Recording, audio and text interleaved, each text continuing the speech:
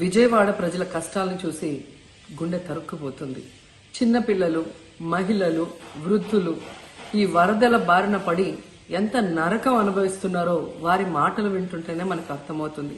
కనీసం చిన్నపిల్లలకి పాలు అందటం లేదు, రోజుల తడబడి తాగేదానికి నీళ్లు అందటం లేదు.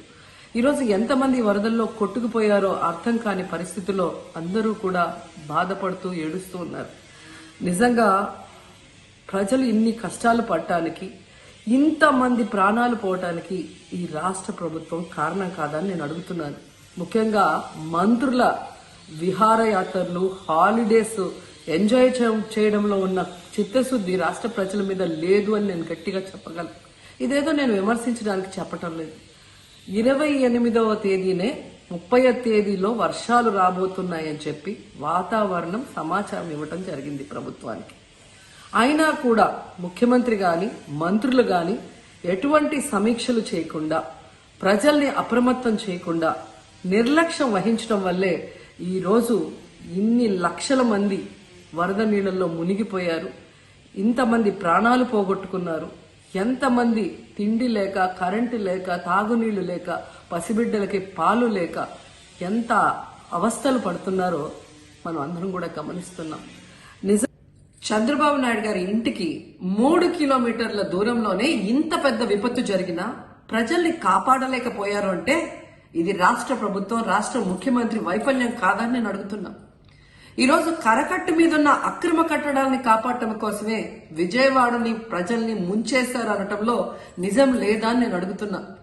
గంట ముందు ప్రజలకు చెప్పినా వాళ్ళు ముంపు బారిన పడేవారు కాదు.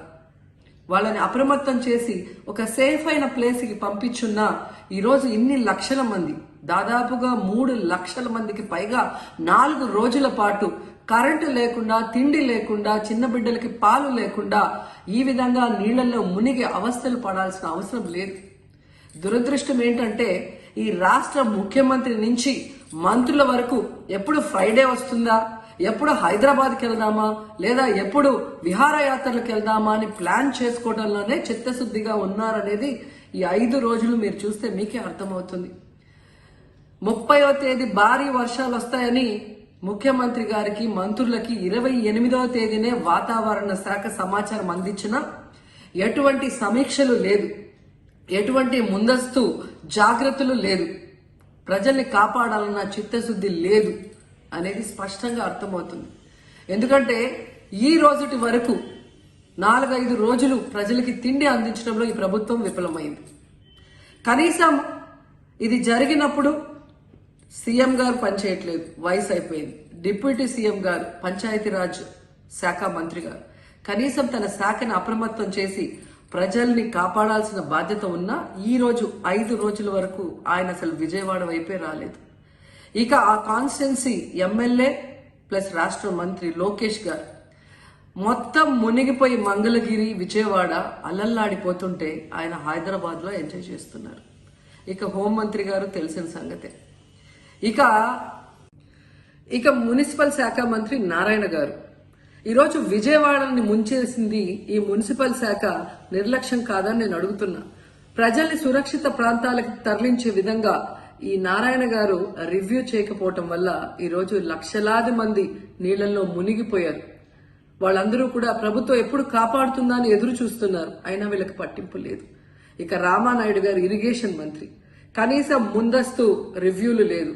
కనీసం వరదలు వచ్చి ప్రజలు మునిగిపోతుంటే బోట్లను కూడా కొనుగోలు చేసో రెంట్కి తీసుకొని ఆ ప్రజల్ని తరలించే కార్యక్రమం ఆయన కూడా చేయలేదు.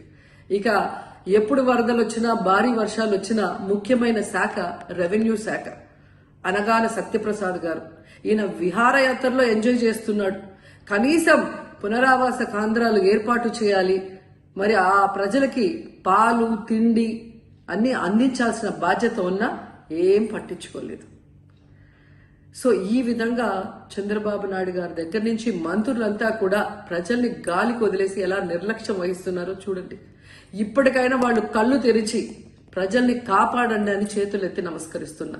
గతంలో జగనన్న ఏ విధంగా వాలంటీర్ వ్యవస్థ ద్వారా, సచివాలయ వ్యవస్థ ద్వారా ప్రజలకి ఏం కావాలన్నా ఇమీడియట్ గా వాళ్ళకి అందుబాటులోకి తీసుకెళ్లటమే కాకుండా ఏదైనా ప్రకృతి వైపరీత్యం వచ్చినప్పుడు వెంటనే వాళ్ళని సురక్షితంగా కాపాడే విధంగా ఈ సచివాలయ వాలంటీర్ వ్యవస్థని ఉపయోగించుకోండి. జగనన్న మీద కక్షతో ఆ వ్యవస్థల్ని నాశనం చేయడం వల్లే ఈ రోజు ప్రజలకు ఎవరు ఏం అందించలేకపోతున్నారని తెలుసుకోండి.